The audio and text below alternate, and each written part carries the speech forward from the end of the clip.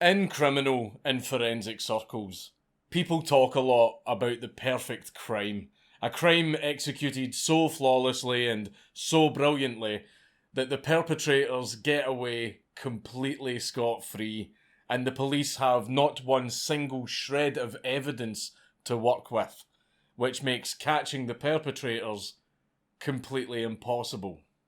You would think that such a crime would require a serious amount of planning and preparation to pull off. But it turns out that that might not always be the case. Because the crime we're going to talk about today is a murder. A murder carried out in broad daylight, right in front of 60 witnesses. Yet, the murder still remains unsolved. Because all 60 of these witnesses all said that they didn't see a thing. Now, how the hell did that happen? Let's talk about the murder of Ken Rex McElroy.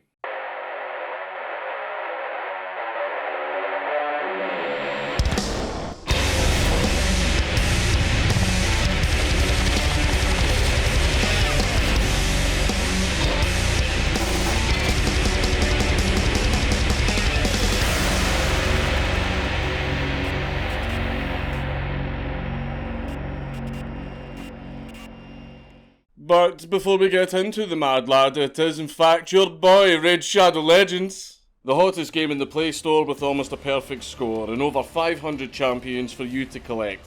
Lots of dungeons for you to fight through, and my favourite thing about the game, a PvP arena where you can make people really mad.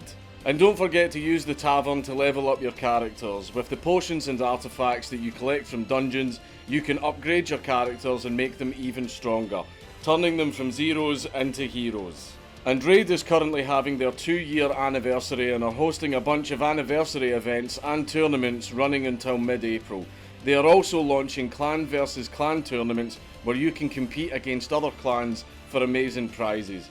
They are also launching a new Doom Tower rotation with 2 new bosses. So click my link down below to download Raid Shadow Legends, and if you are a new player you will get 100,000 silver, 50 gems, 3 ancient shards, and the champion Jotun, who is really handy for making it through the Doom Tower. These rewards are only available to new players and only for the next 30 days, and you can find these rewards here in your inbox. Ken Rex McElroy was born on the 1st of June 1934, and he was the 15th of a 16-child family. His parents made their living by travelling throughout Kansas and Missouri as tenant farmers. They eventually settled in a small town in northern Missouri called Skidmore, where Ken would stay for the rest of his life. Even when he was growing up, it was clear that Ken was destined for a life of delinquency. When he was just 15, Ken decided to just walk out of school, even though he was considered barely literate. He would spend much of his spare time hunting raccoons, not for a job or anything, he just really enjoyed killing them. But Ken soon realised that he needed to find a way to make some money.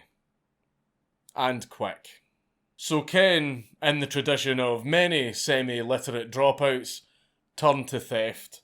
He mainly stole livestock, grain and alcohol from various farms and warehouses to then sell at a profit. And because Skidmore was a middle-of-nowhere part of Missouri, it was extremely easy for him to get away with all of these thefts and make some good money out of it. In fact, he made such a good living out of it that he was able to invest and supplement his income with more legitimate enterprises. He bred racing and hunting dogs, dealt in antiques, and he also leased out farmland that he eventually managed to acquire. He would routinely buy new pickup trucks, and he wouldn't face his first charge of livestock rustling until 1972. But even when he got charged with the various thefts that he committed, he would always be acquitted due to a lack of hard evidence. It was during these legal battles that Ken began to forge his thuggish reputation. In order to prevent people from going to the police, he would engage in some extreme intimidation tactics against witnesses.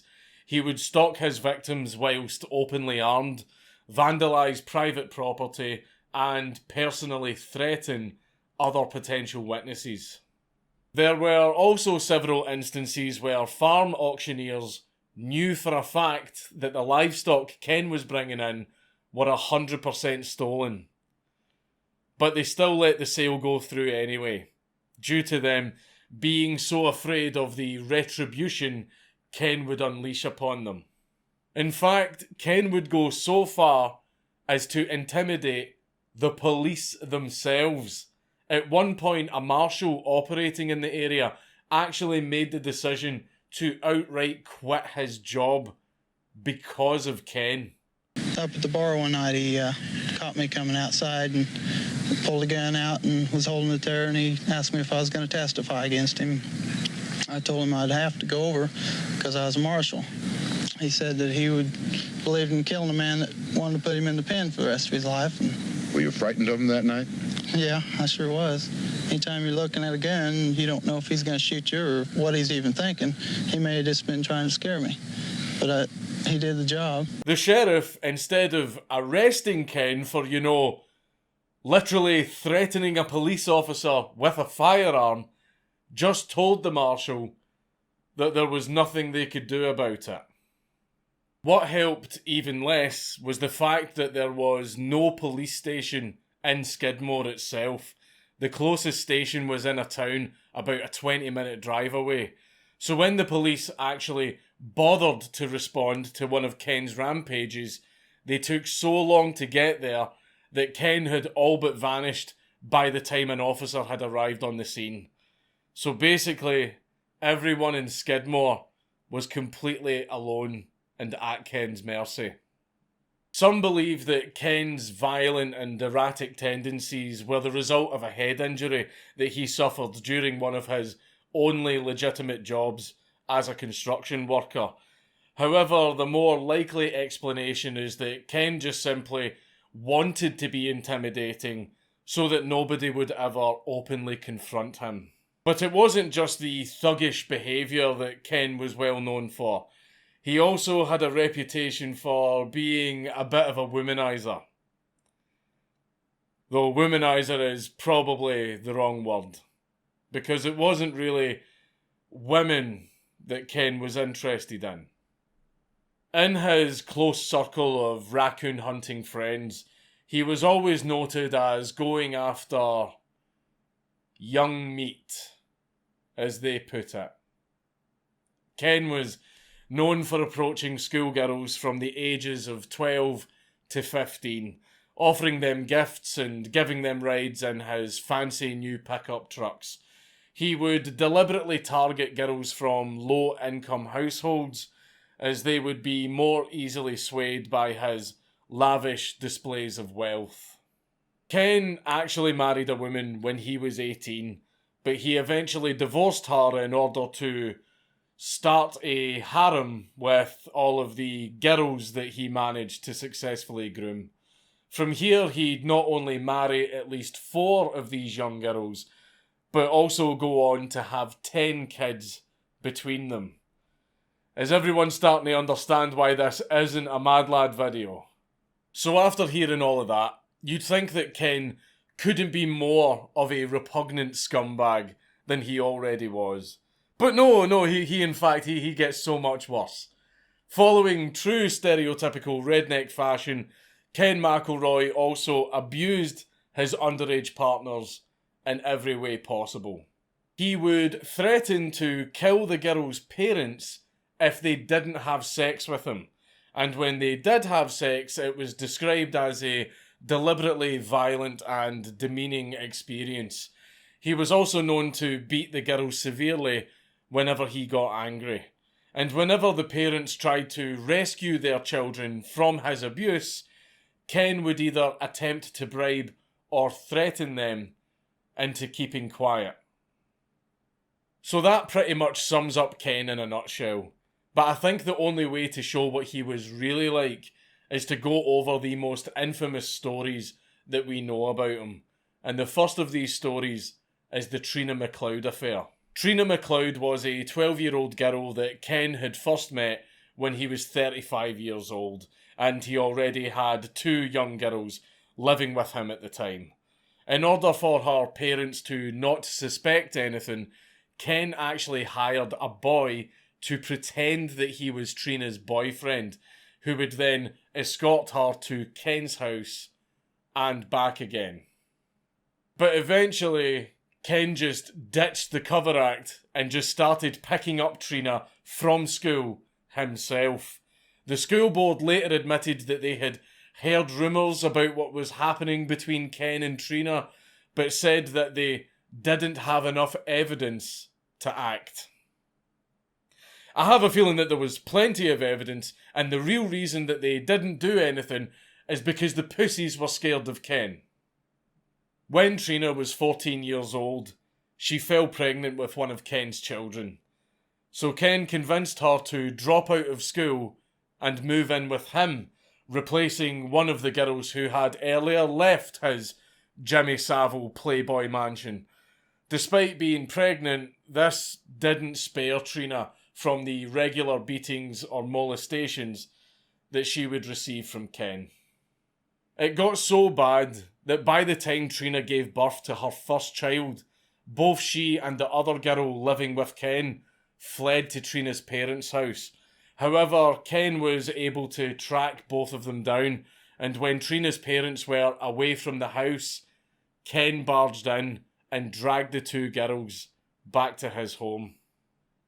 As punishment for this, Ken beat the other girl to a pulp and made Trina do humiliating strip dances and perform demeaning sex acts. Afterwards, he drove them back to Trina's parents' house and made them watch as he shot the family dog and burned the house down. However, things were potentially looking up for Trina when her baby had taken ill and went to a doctor. Throughout the checkup, the doctor noticed that Trina looked very distressed, and he managed to convince her to tell him what was wrong. After she told him everything that Ken had done to her, the doctor immediately contacted social services to place her and the baby into protective foster care. Ken, being the type of man to not let things go so easily, soon began to harass Trina and her new foster parents. He would stare into their house armed with a shotgun, and he would make frequent threatening phone calls.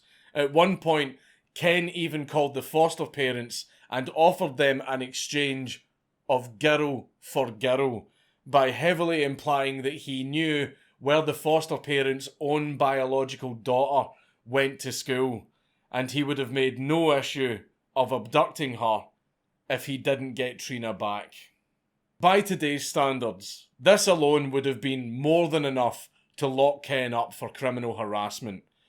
Unfortunately, Missouri state law didn't actually have a criminal charge for this at the time. So despite the foster parents repeatedly calling the police and telling them what was going on, the police said they couldn't do anything about it, as Ken wasn't invading their house, acting maliciously, or actively shooting at the property itself. It seems that at this point in history, the bar for the police to actually do something was set pretty damn high. The foster parents, despite all of the intimidation and threats that they got, never gave Trina up to Ken, though they could tell that the constant harassment was rapidly deteriorating Trina's mental health. After a whole year of this, it seemed that everything had been getting too much for Trina, and she announced to her foster parents that she decided to move in with her grandmother. Though this obviously made the foster parents very upset and also suspicious that Ken had some part in this, they couldn't force her to stay, and so they said their goodbyes. Upon reaching her grandmother's house, Trina then met back up with Ken and returned to his house shortly afterwards. As all of this was going on, Ken was facing serious charges for arson, assault, and statutory rape on the basis of Trina's testimony. He had managed to escape jail time for the first two charges by paying a $2,500 bail, but he still had the statutory rape charge hanging over his head. For the first time in his life, there was a serious chance of Ken actually going to jail for a long time. However, because Trina was now back living with Ken, he found a loophole. Marriage. At the time, key witnesses in Missouri criminal cases could not be compelled to testify if the defendant was closely related to them. And as Trina was the only key witness to the statutory rape charge, conducting a quick marriage ceremony would counter the prosecution's request to have Trina testify against Ken. So Ken did it. He managed to escape 3 serious charges through buying, intimidating, and marrying his way out of it. And you'd think that after barely saving himself from serious jail time, that he would be more careful as to how he acted in public. Nope. This leads us into our second story, which involved Ken's altercation with a local farmer called Romaine Henry. On the 27th of July 1976, Ken drove to Romaine's farmland and fired 2 shotgun blasts into the air. Upon hearing the shots, Romaine drove to the entrance of his farm to see what was going on. And there, he encountered Ken standing just off the road of his property with a shotgun in his hands. Ken then proceeded to shout at Romaine and, without a hint of irony, accused Romaine of stalking.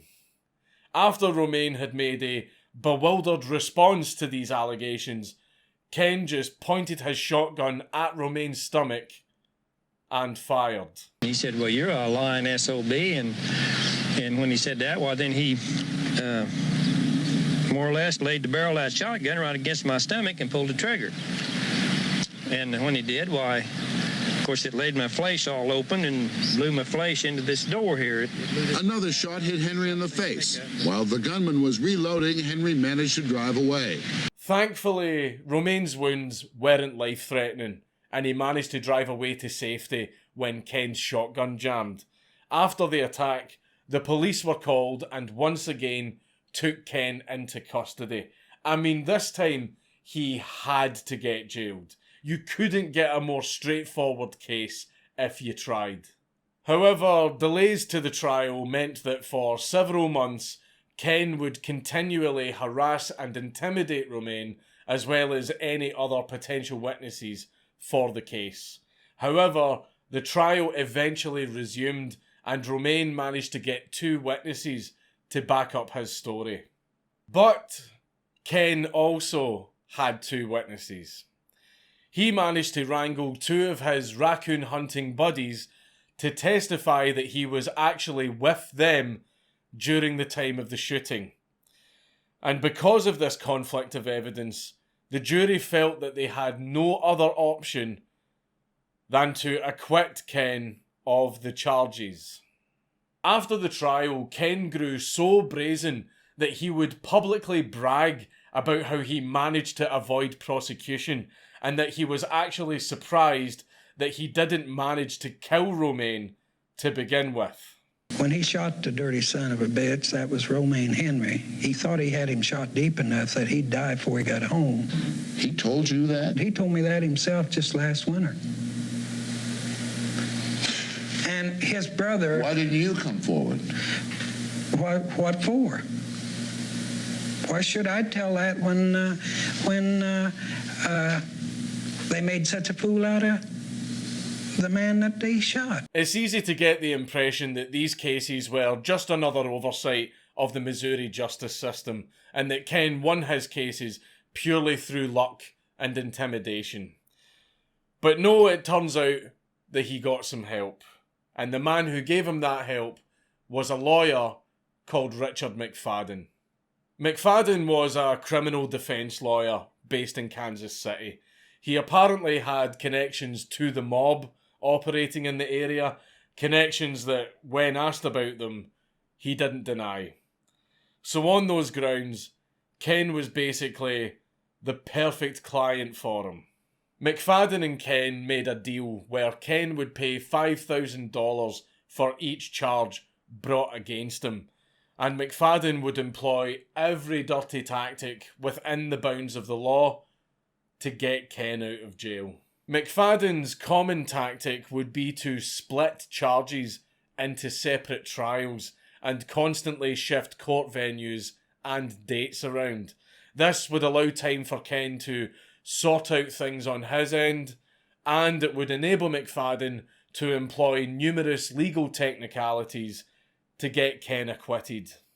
So the numerous delays in the Romaine case were due to McFadden's deliberately obtuse scheduling, and Ken's decision to marry Trina to avoid the statutory rape charge was also thanks to McFadden's advice.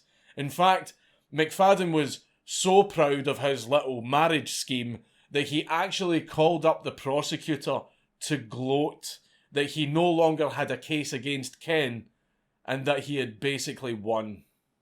McFadden was Ken's go-to lawyer, and he would manage to get Ken acquitted from all of the 22 cases brought against him. However, there was eventually an incident that would not only end McFadden's winning streak, but spell the end of Ken's iron grip on the town of Skidmore. The incident in question was Ken's feud with an elderly couple called the Bowenkamps. Ernest and Lois Bowenkamp owned a convenience store in Skidmore and were both gearing up for retirement after having moved to the town in 1975. On the 25th of April, 1980, several of Ken's kids made their routine trip to the Bowenkamp store. What happened next is slightly up for debate, but the story most commonly believed is that the Bowenkamps gently reminded the kids to pay for a bar of chocolate that they forgot to hand over to the counter. After this, the youngest girl cried and the group of kids all stormed out, swearing retribution upon the Bowenkamps. But according to the Bowenkamps' daughters, it was actually one of Ken's eldest daughters who initially grabbed the chocolate bar out of her younger sister's hands and told her that she couldn't have it, with the younger sister then crying about it. The older sister would have then told Ken that they were accused of shoplifting by the Bowenkamps in order to avoid being punished for making her sister cry. But regardless, Ken now apparently had a score to settle. So less than an hour later, he marched into the Bowenkamp store armed with a switchblade. And despite the initial heated confrontation, the Bowenkamps actually managed to explain the situation and calm Ken and Trina down. As a peace offering, Ken tried to order some cigarettes, but understandably furious about the scene his family had caused over nothing, Ernest Bowenkamp refused and told Ken that he and his family were no longer welcome at the shop. And so the feud began. Over the next few months, Ken would commit to his usual stalking tactics, but soon began escalating things further than ever before. He sent a letter offering $100 if Lewis and Trina fought each other in the street. He also started pulling up to the Bowenkamp's house to fire shotgun rounds just above the roof before driving back home again. The police were again called and again offered no help, as these actions were still apparently not enough to get Ken in jail. In fact, a Nodaway County Sheriff called Robert Cronk even promised to forward the Bowenkamp's report to the prosecutor, only to completely go back on his promise and not even record the incident to begin with. Tensions finally reached their peak on the 8th of July 1980, when Ernest was cutting up boxes at the rear entrance of his store. Ken confronted Ernest and began pointing a shotgun at him. Ernest began moving away from Ken, and just at that moment, Ken pulled the trigger. While I was looking down a double-barrel shotgun. And I thought to myself, now is he going to shoot or is he just going to scare me? So I thought if he was going to shoot, I better dodge over. So I dodged over just in time. He got at least my neck. And that's all that story, because I was out the rest of the time. Thankfully, Ernest managed to survive this attack because the shotgun blast just grazed his neck, and he managed to recover in hospital from the trauma and blood loss. The police immediately knew who to look for and started hunting Ken down. They eventually caught him and brought him to court to face the charge of assault. I think trying to blow someone away with a shotgun is a bit more than assault, but whatever. Despite all of McFadden's usual attempts to delay court proceedings and Ken's usual intimidation of witnesses, on the 25th of June, 1981, the jury made a decision. Guilty. The jury found him guilty. Ken, after all these years, was finally going to jail. However, there was a catch.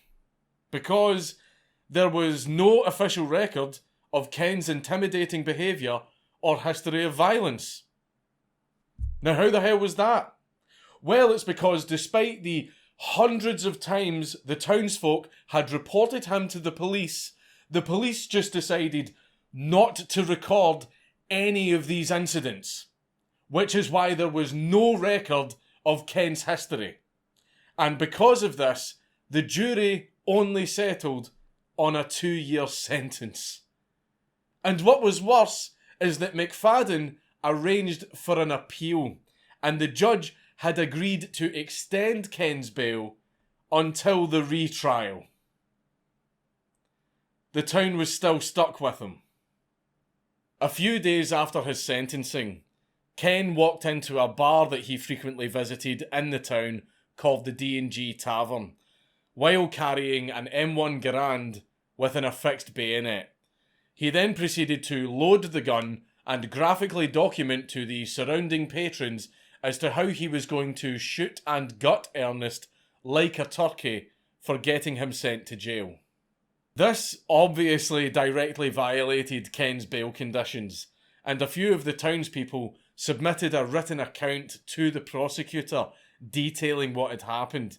Despite the prosecutor trying his best to lock Ken up right away, since Ken's retrial was in just 5 days, the court decided there was no point in locking him up now, and they should just wait the 5 days.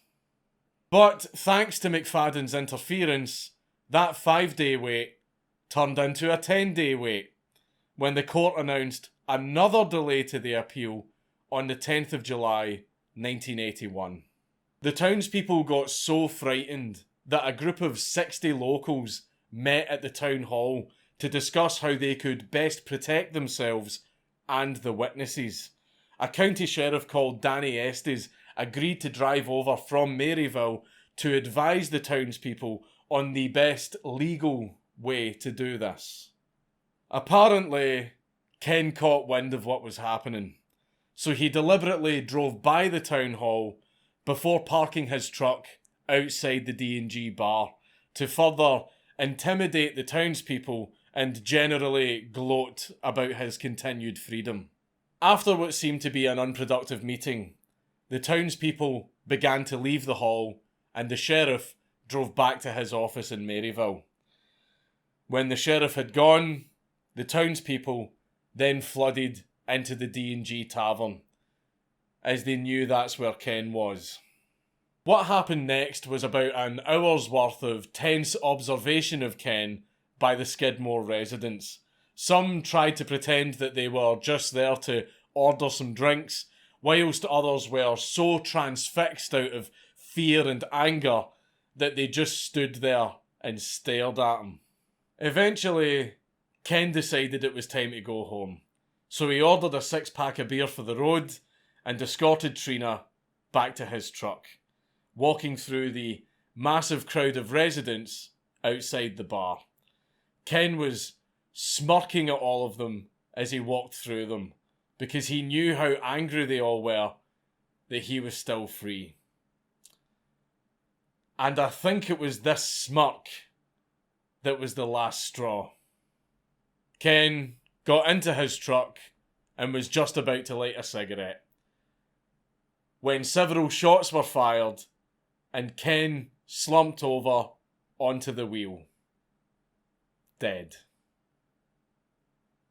Nice. Seemingly out of nowhere, a random person in the crowd had aimed a rifle and fired at Ken whilst he was sitting in the truck. In fact, there may have been more than one shooter involved, as casings from a German World War I rifle and a revolver were found at the scene. Despite Trina being present at the shooting, screaming at the crowd to call an ambulance, the townsfolk refused. And by the time the police arrived, all the townsfolk had scattered home. A year-long investigation was then conducted by state and federal criminal investigators to determine who was responsible for killing Ken McElroy. However, despite there being 35 primary leads and 100 interviews conducted, with 60 of those interviews being of the townsfolk who were physically right there in the crowd, every single one of them said, "I didn't see who shot him." Some of them were even bold enough to say, "What shooting? I didn't see no shooting." The only person interviewed who claimed to know the identity of the shooter was Ken's wife, Trina. Now, how can that be? How can that be? How can none of them have saw who killed Ken McElroy? Well, it's because they're all fucking lying. You know every single one of them are lying.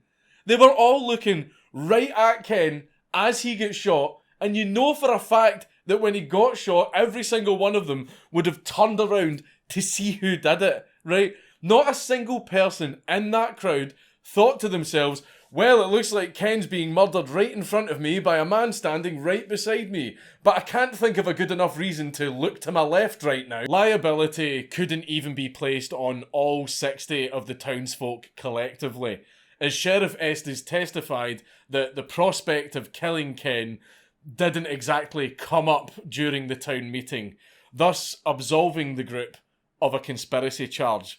But you know for a fact that after the meeting, when they were all watching Ken drinking in the bar, you know there was some conspiring going on.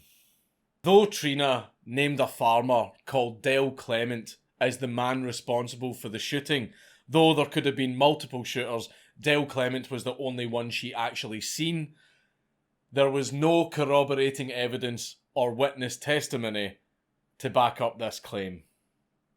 The witnesses probably screwed with the feds to protect Del Clement, being like, okay, I didn't see who killed Ken McElroy because I was far too busy looking at Del Clement, who was standing there doing absolutely nothing and definitely not killing Ken McElroy. Okay, I know that sounds strange. I know it sounds strange that I would be more focused on a man who was doing absolutely nothing and definitely doing absolutely nothing, instead of focusing on the man who is literally murdering someone right next to me. That sounds really strange, I know. But all we remember from that day is that Del Clement definitely did nothing. Isn't that right, boys? Yeah, that's right. I'm sorry, officer. I wish we could be of more help. So, in 1982, the federal and state authorities had no choice but to close the case without a conviction. This wasn't the end of legal action entirely, however. In 1984, and on behalf of Trina, McFadden sued Sheriff Estes, the local county, and Del Clement for $5 million in compensation for wrongful death caused by civil negligence. All parties agreed to a settlement of $17,600 on the condition that nobody was attributed blame for the killing. Those paying up denied any kind of cover-up and instead argued that paying the $17,000 was much cheaper than defending themselves in an ultimately futile case.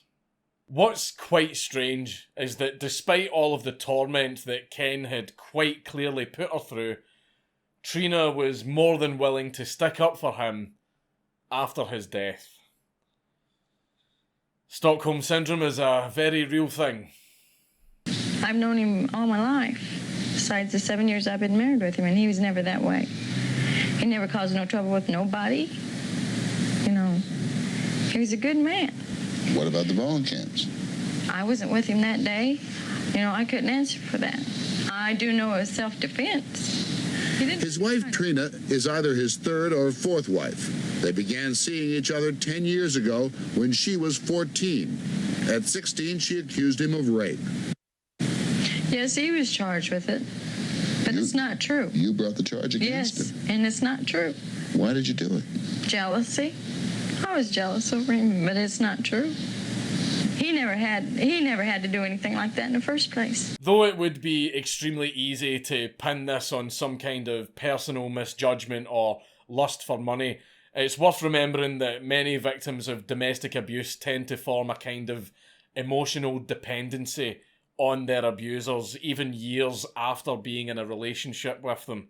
I think this is probably the best explanation for why Trina acted in the way that she did, leading up to and after Ken's death. What's less excusable, meanwhile, is Ken's lawyer continuing to stick up for him. McFadden would defend Ken as a good and honest man who was simply misunderstood and vilified by his local community. Oh, the poor wee baby. Prick. Ken Rex McElroy was a perfect gentleman. He was a good client. He sure needed a lawyer an awful lot. Yes, and I asked him about that, and he said, well, it's a set of circumstances. He says they're trying to get me, they're harassing me. I didn't do it. But he did have a reputation for violence. He was known as the Jesse James of Northwest Missouri. I have heard him called the Jesse James of the northwest part of Missouri. That is correct.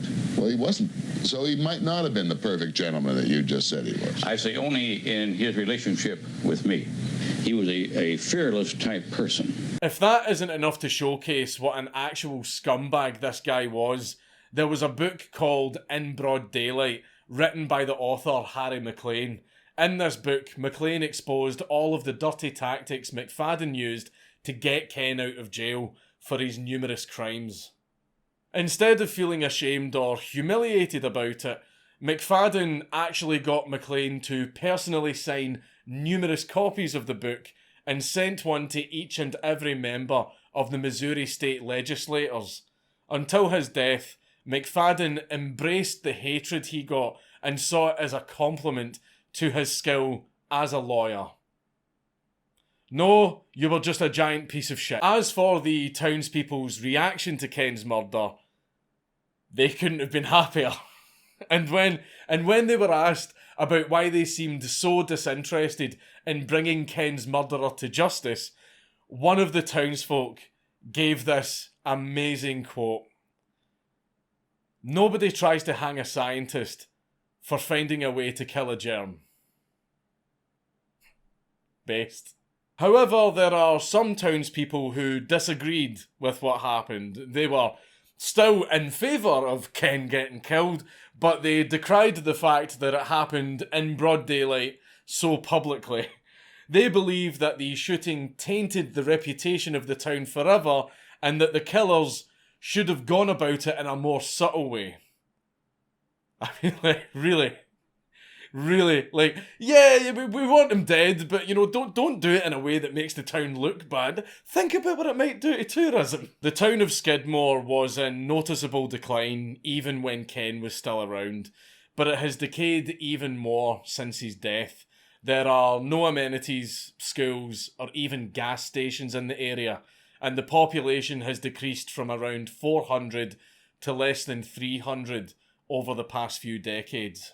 Many people attribute this decline to the dark blot on the town's reputation that Ken's unsolved murder had brought about.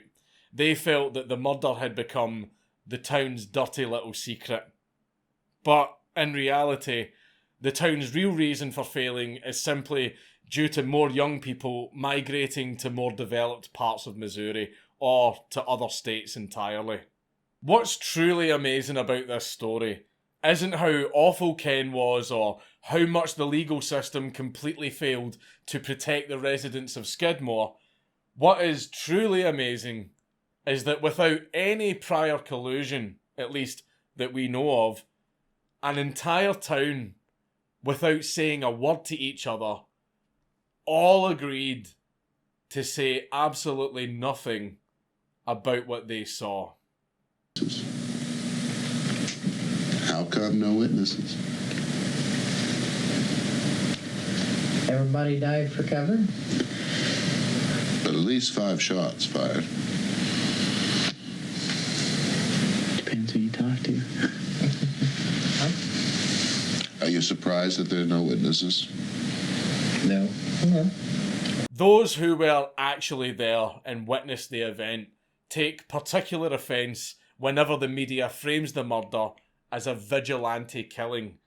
They prefer to frame the murder as a result of law and order completely breaking down and the only means of keeping their community safe from a dangerous and potentially murderous psychopath.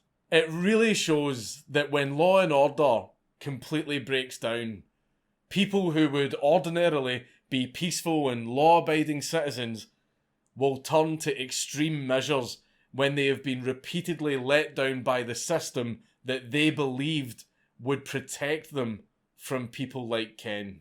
There has, of course, been a number of movies, books and documentaries made, all attempting to uncover the secret of what really happened outside the D&G tavern that day. None of them have gotten any closer to the truth, and the residents of the town are clearly more than happy to keep it that way. I'm not, though. I would like to know the identity of who did it. Not because I want to see the guy's reputation ruined or see him thrown in jail. I just want to buy the man a drink.